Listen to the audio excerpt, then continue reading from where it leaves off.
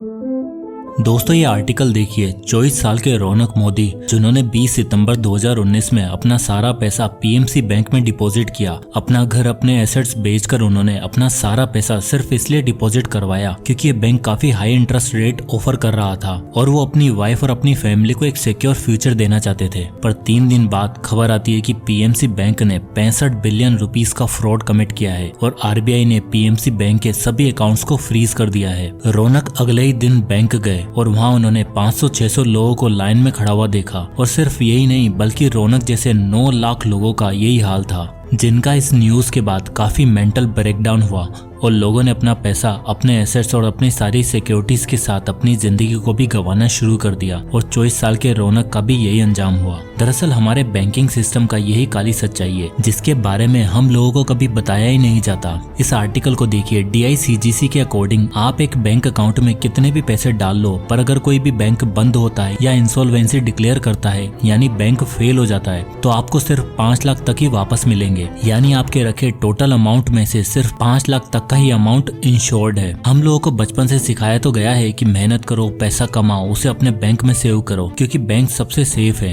FDs कराओ, जितना हो सके उतना पैसा बैंक के पास रखो ताकि आपकी मेहनत की कमाई सेफ रहे और बढ़ती इन्फ्लेशन के साथ आपका पैसा भी धीरे धीरे बढ़ता रहे। पर अफसोस की बात तो ये है कि हम जो सोचते हैं बैंक उससे ठीक उल्टा काम करके हमारे पैसों को रिस्क पर लगाते हैं। कैसा लगेगा आपको अगर मैं ये कहूँ कि आपकी बैंक स्टेटमेंट में शो हो रहा वो पैसा सिर्फ एक डिजिट है, मात्र एक नंबर, बल्कि उतना पैसा इस समय बैंक्स के पास है ही नहीं। बैंक्स आपके डिपॉजिट किए हुए पैसों को हायर इंटरेस्ट रेट पर उधार दे देता है जिससे उन्हें 20 से 22% तक का रिटर्न मिलता है, पर आपको 7 से 7.5% ही दिया जाता है। और कभी कभी ये लोन पर दिया हुआ पैसा वापस भी नहीं आता जिसकी वजह से बैंक्स आपके पैसों को चुकाने में असमर्थ हो जाते हैं और आरबीआई की नजरों में भोले बन जाते हैं। और नुकसान होता है तो सिर्फ किसका? एक गरीब आदमी का, एक मिडिल क्लास आदमी का जो अपनी कमाई के पहले दिन से बैंक्स पर भरोसा करता है, अपनी एक एक पाई लाकर वो बैंक में जमा करवाता है और रिजल्ट क्या मिलता है? Fraud, scams, default. जब आप बैंक में खाता खुलवाने जाओ तब आपको ऐसे ट्रीट किया जाता है कि आप उनके जमाई हो और जब आप अपने पैसों को निकलवाने जाओ तो लाइन में खड़ा होना पड़ता है। तो क्या इससे बचने का कोई उपाय है? क्या बैंक से बेटर कोई जगह है पैसा रखने की? बैंक्स के अलावा कौन से एसेट हमें अच्छे रिटर्न दे सकते हैं? तो इन सभी सवालों के जवाब मैं आपको इस वीडियो में देने वाला हूँ। देखो यार, आज के इस डिजिटल दुनिया में घिसी पिटी ओल्ड टैक्टिक्स काम नहीं आती और इन्फ्लेशन जैसी भयानक समस्या से निपटने के लिए आपको जरूरत है कुछ ऐसे इन्वेस्टमेंट की, कुछ ऐसे एसेट्स की जो लॉन्ग टर्म में आपका पैसा सेव भी रखें और ग्रो भी कर सकें। यहाँ मैं आपको आज ही सारा पैसा बैंक से निकालने के लिए नहीं कह रहा क्योंकि आप एकदम से सारा पैसा निकाल के घर पर तो रखोगे नहीं, पर आपको इन एसेट्स के बारे में जरूर पता होना चाहिए जहां आप धीरे धीरे और स्ट्रेटेजिकली अपना पैसा इन्वेस्ट कर सको और बैंक्स की इस ब्यूटीफुल बारबी दुनिया से बाहर निकल सको। तो चलिए जानते हैं उन 6 इंपॉर्टेंट एसेट को जो आपको अच्छा रिटर्न कमा के दे सकते हैं।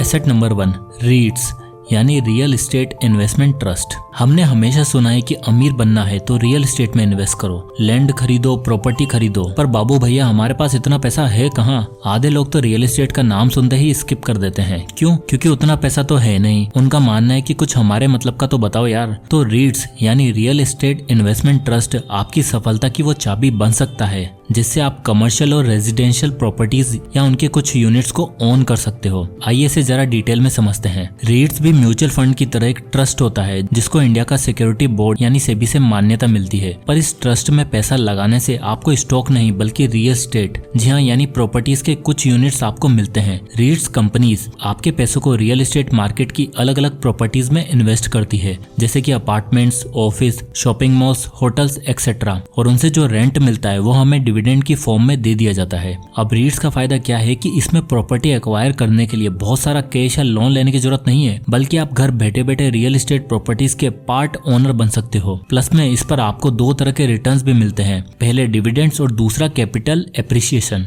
पहले डिविडेंड्स, रीट्स कंपनीज आपके पैसों को जिन प्रॉपर्टीज में इन्वेस्ट करती है उनसे एक अच्छा खासा रेंट भी वसूल करती है और लॉ के मुताबिक प्रॉपर्टी से जो भी कैश फ्लो जनरेट होगा उसमें से अपने खर्चों को हटाने के बाद जितना भी पैसा बचेगा उसमें से 90% वो लोग अपने इन्वेस्टर्स में डिस्ट्रीब्यूट कर देते हैं। यानी कि अगर एग्जांपल के लिए रीट्स ट्रस्ट ने पूरे साल साल में रेंट और बाकी जगहों से टोटल पैसा कमाया 100 रुपए और खर्चा हुआ 30 रुपए का, तो टोटल बचे 70 रुपए। उस 70 रुपए में से मिनिमम 90% जो कि होगा 63 रुपए वो अपने इन्वेस्टर में डिविडेंड की फॉर्म में वो दे देते हैं और हर इन्वेस्टर को 6 से 8% तक का डिविडेंड मिल ही जाता है। अब आता है सेकंड, कैपिटल एप्रिसिएशन। तो जिस तरह के स्टॉक का प्राइस ऊपर नीचे होता है ठीक उसी तरह रीट्स में आपके यूनिट्स भी एप्रिशिएट और डेप्रिशिएट होते रहते हैं। पर एक सबसे अच्छी बात यह है कि रियल एस्टेट या लैंड लॉन्ग टर्म में हमेशा पॉजिटिव रिटर्न ही देते हैं, यानी उनकी वैल्यू हमेशा बढ़ती रहती है। तो अपने पैसों को थोड़ा थोड़ा करके इधर इन्वेस्ट आप कर सकते हो और खुद जज कर सकते हो कि बैंक्स बेटर है या फिर रीट्स। और हाँ, सबसे अच्छी बात तो यह है कि आप मात्र 10,000 रुपए से भी शुरू कर सकते हो। इनको एक्वायर करने के लिए आपको बैंक से लोन लेने की जरूरत भी नहीं है। और रीट्स में इन्वेस्ट करने के लिए आपके पास एक डीमैट अकाउंट होना चाहिए। तो फ्री में डीमैट अकाउंट ओपन करने की लिंक आपको डिस्क्रिप्शन में और फर्स्ट कमेंट में मिल जाएगी। आप वहां से जाकर अपना फ्री में डीमैट अकाउंट ओपन कर सकते हैं। अब चलते हैं एसेट नंबर 2 पे, इंडेक्स फंड्स। अगला और सबसे स्ट्रेटेजिक तरीका जो आपको बैंक्स के अकॉर्डिंग ज्यादा हायर रिटर्न ऑफर कर सकता है और सबसे बड़ी चीज इन्फ्लेशन से लड़ने में भी आपका सबसे पावरफुल वेपन साबित हो सकता है, वो है इन्वेस्टमेंट इन इंडेक्स फंड्स। बात एक्चुअली ये है कि इंडिया में इन्फ्लेशन तेजी से बढ़ रहा है। जुलाई 2023 तक रिटेल इन्फ्लेशन रेट अबाउट 7.5% तक पहुंच चुकी है, जिसका सबसे बड़ा कारण है rising in food prices, specially vegetables. अभी पिछले कुछ दिनों में आपने टमाटर का रेट तो देखे ही और फ्लड्स और नेचुरल डिजास्टर भी इस इन्फ्लेशन का सबसे बड़ा कारण होते हैं। अब यार देखो, ये सभी चीजें तो होंगी और टाइम के साथ साथ इन्फ्लेशन और भी बढ़ता जाएगा, पर बैंक्स आज भी वही अटके हुए हैं जहां आज से 7 साल पहले थे। एफडीज पर इंटरेस्ट रेट आज से कुछ साल पहले भी 5 से 7% था, आज भी उतना ही है। पर हाँ, टमाटर ने अपना रंग जरूर बदल दिया है। कहने का मतलब, अगर आपने बैंक में 10,000 रुपए इन्वेस्ट करे और एग्जाम्पल के लिए आपको 5% का इंटरेस्ट मिल रहा है, तो अगले साल बाद आपके 10,000 की वैल्यू 10,500 हो जाएगी। पर उसी समय इन्फ्लेशन भी 7% हो चुका होगा, यानी सही मायनों में आपके 10,500 की ओरिजिनल वैल्यू केवल 9,765 रुपए ही रह जाएगी। अब ऐसे में आपके लिए जरूरी हो जाता है कि ऐसे एसेट्स में इन्वेस्ट करो जो इन्फ्लेशन को बीट करने के साथ साथ आपका फ्यूचर भी सिक्योर कर पाए, और स्टॉक मार्केट आपके लिए एक बेस्ट ऑप्शन हो सकता है। और अगर सारे बढ़िया स्टॉक्स एक ही जगह मिल जाएं तो सोने पे सुहागा। इंडेक्स फंड का मतलब इंडेक्सेस यानी सेंसेक्स और निफ्टी 50 इंडेक्स से है, जिसमें इंडिया की टॉप 30 और टॉप 50 कंपनीज के स्टॉक लिस्टेड होते हैं। Over the past few years में निफ्टी 50 इंडेक्स ने अपने इन्वेस्टर को 13% तक का रिटर्न दिया है। और तो सिर्फ इतना ही नहीं, बल्कि इंडेक्स फंड के और कई फायदे हैं। ये सबसे लो कॉस्ट फंड होते हैं जिसमें कम से कम फीस चार्ज की जाती है, कंसिस्टेंट होते हैं, और सबसे बड़ी चीज, आप इसमें हर महीने 500 से 1000 रुपए की SIP करके भी स्टार्ट कर सकते हो। एग्जाम्पल के लिए अब जरा इस SIP कैलकुलेटर को देखिए। इसमें अगर आप 5,000 रुपए हर महीने इन्वेस्ट कर रहे हैं और आपने 5 साल तक पैसा इन्वेस्ट किया है और आपको एक्सपेक्टेड रिटर्न मिल रहा है 13% का, तो आपका इन्वेस्टेड अमाउंट होगा 3 लाख रुपए और टोटल अमाउंट जो आपको मिलेगा 4,24,017 रुपए, यानी आपका जो टोटल प्रॉफिट होगा वो हुआ 1,24,000 रुपए। अब इसमें हमने इन्फ्लेशन एडजस्ट नहीं किया है। अगर हम 6% का इन्फ्लेशन मान लेते हैं तो भी चार्ट को देखिए, वही हमने 5,000 रुपए इन्वेस्ट किए हैं और 5 साल के लिए वही 13% के रिटर्न के हिसाब से। अब यहाँ पर इन्फ्लेशन को अगर हम एडजस्ट कर देते हैं तो आपके 3 लाख रुपए 3,60,000 रुपए हो जाएंगे, यानी कि इन्फ्लेशन को बीट करने के बाद भी आपके पास 60,000 रुपए का प्रॉफिट ही होगा। और लॉन्ग टर्म में तो आप इससे काफी वेल्थ बना सकते हो। तो ये भी अपने पैसों को डाइवर्सिफाई करने का एक अच्छा सोर्स हो सकता है। अब आता है एसेट नंबर 3, स्मॉल बिजनेस। दोस्तों, रॉबर्ट कियोसाकी ने अपनी book the cash flow quadrant में 4 टाइप के लोगों के बारे में बताया है, जिसमें एक कैटेगरी है बिजनेस ओनर की। आपने ये तो देखा ही होगा कि किसी भी कंट्री की सक्सेस का सबसे बड़ा रीजन उसकी फाइनेंशियल पॉलिसीज और द 1% पॉपुलेशन होती है। जी हाँ, द 1% यानी बिजनेस ओनर। रॉबर्ट कियोसाकी खुद मानते थे कि बैंक्स में पैसा रखना पैसों की तौहीन करना है, क्योंकि जो पैसा है वो बना ही और पैसा बनाने के लिए है। अपने रिच डैड का एग्जाम्पल देते हुए रॉबर्ट बताते थे कि उनके rich dad real estate properties में बहुत इंटरेस्ट रखते थे और बचपन से रॉबर्ट को मोनोपोली गेम खेलने के लिए कहते थे, ताकि रॉबर्ट पैसिव इनकम का सही मतलब समझ पाए। और एक बिजनेस से बेहतर पैसिव इनकम का बेस्ट सोर्स क्या ही हो सकता है। आज की डेट में दुनिया में बहुत तेजी से बदल रही है।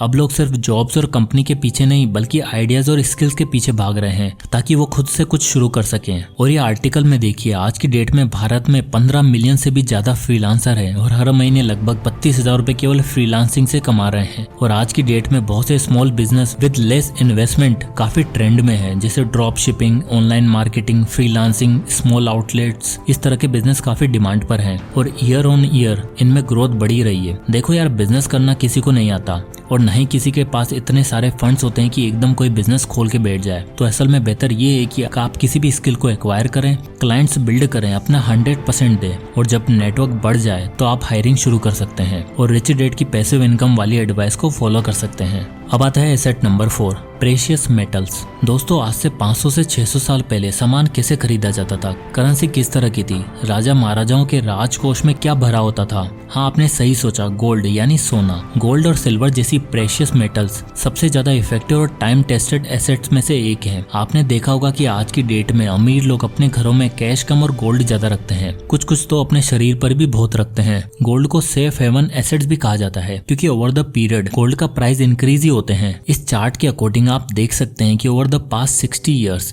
10 ग्राम गोल्ड का प्राइस किस तरह से बढ़ा है। सन 2000 में इसका प्राइस था 4400 रुपए और आज की डेट में 10 ग्राम गोल्ड का रेट है 61,080 रुपए। और इंडिया तो एक ऐसा देश है जहां फेस्टिवल्स और रिचुअल्स की भरमार है और हर फेस्टिवल और हर रिचुअल्स में गोल्ड यूज होता ही है। हमारे लिए गोल्ड एक तरह से होली एसेट माना जाता है और इसलिए इंडिया में डिमांड बहुत ही ज्यादा है एंड आई एम श्योर आगे भी रहेगी। इसलिए आज का 60,000 दिखने वाला ये प्राइस फ्यूचर में 1 लाख भी हो सकता है। और प्रेशियस मेटल में इन्वेस्टमेंट का सबसे बड़ा रीजन है, पहला, ये कोई पेपर करेंसी नहीं है जो किसी भी दिन डिमोनेटाइज हो जाए। ये एक ऐसी फिजिकल एसेट्स होते हैं जिनको गवर्नमेंट भी सबसे ज्यादा वैल्यू देती है क्योंकि गवर्नमेंट गोल्ड को एज ए मॉर्गेज यूज करती है। गोल्ड यूनिवर्सली हर जगह वैलिड है। आप खुद सोचो, आप इंडिया से यूएस या यूके गए तो वहाँ पर रुपया तो काम करेगा नहीं और आपको करेंसी एक्सचेंज करवानी पड़ेगी, जबकि गोल्ड हर जगह सेम वैलिडिटी रखता है। और तो और अगर आपके पास इतना पैसा नहीं है कि आप गोल्ड में इन्वेस्ट कर सको तो आप SGB यानी सुवेरियन गोल्ड बॉन्ड्स में इन्वेस्ट कर सकते हो। RBI द्वारा 2015 में इंट्रोड्यूस की गई इस स्कीम के अकॉर्डिंग आप फिजिकल फॉर्म ऑफ गोल्ड ना खरीद कर उसे इंटेजिबल फॉर्म में खरीद सकते हो, जिसका मिनिमम इन्वेस्टमेंट 1 ग्राम गोल्ड होता है और maximum 4 gram gold. So do invest in precious metals. और हाँ, इन्हें संभाल कर कैसे रखना है ये आपको देखना है। प्लीज कमेंट बॉक्स में ये मत लिखना कि गोल्ड चोरी हो गया तो चलिए अब चलते हैं एसेट नंबर 5 पे, डिविडेंड यील्ड स्टॉक्स। अगला आता है हाई डिविडेंड यील्ड स्टॉक्स।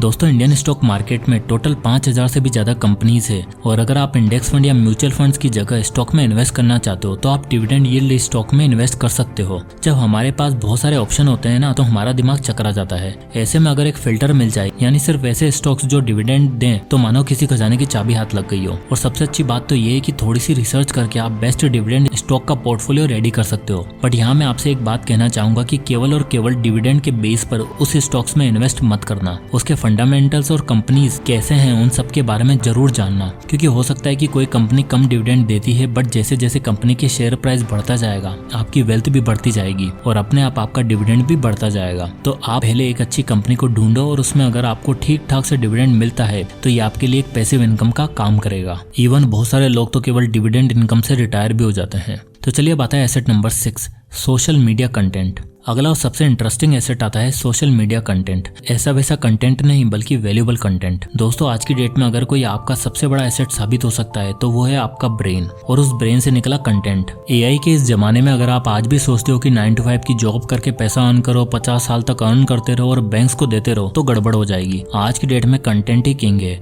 और अगर आप इंस्टाग्राम और यूट्यूब जैसे प्लेटफॉर्म का यूज करके कंटेंट क्रिएट कर सकते हो तो मुबारक हो, आप अमीर बन सकते हो। मुझे याद है जब मैंने पहली बार सुना था कि यूट्यूब से पैसा भी कमाया जा सकता है और ये एक अच्छा पैसिव इनकम सोर्स भी हो सकता है तो मैं काफी फैसिनेट हुआ। फिर मैंने धीरे धीरे रिसर्च करी कि मैं किस फील्ड में अच्छा हूँ, मेरी क्या एक्सपर्टीज है। क्योंकि मैं बैंक में जॉब करता था तो मुझे फाइनेंस के बारे में अच्छी नॉलेज थी, तो मैंने सोचा कि क्यों ना अपनी इस नॉलेज को लोगों के साथ शेयर किया जाए और अपने लिए एक इनकम का सोर्स भी क्रिएट कर लिया जाए। और फिर धीरे धीरे आज मैं यहाँ तक पहुंच चुका हूँ। तो आप देख सकते हो जितने भी इन्फ्लुएंसर हैं, एजुकेशनल चैनल्स हैं, एंटरटेनमेंट चैनल्स है, ये जानते हैं कि कंटेंट ही किंग है। हाँ इनिशियली तो हो सकता है कि आपको इतने अच्छे रिजल्ट ना देखने को मिले पर धीरे धीरे आपका पैसा डबल, ट्रिपल या 10 गुना ज्यादा भी हो सकता है। साथ ही एक ऐसा पैसिव इनकम सोर्स भी तैयार हो जाएगा जो आपको एक अर्ली रिटायरमेंट और नेवर एंडिंग फ्रीडम दे पाएगा। आई नो ये चीज आसान नहीं है, इसमें दिक्कतें काफी आती हैं, पर यार ये एक बात समझ लो, आज की डेट में content need of the hour बन चुका है। खाते पीते उठते बैठते काम करते रिसर्च करते सबको कंटेंट चाहिए। तो सही टाइम पर रेस पर पांव रखो और अपनी फाइनेंशियल गाड़ी को आगे बढ़ाओ।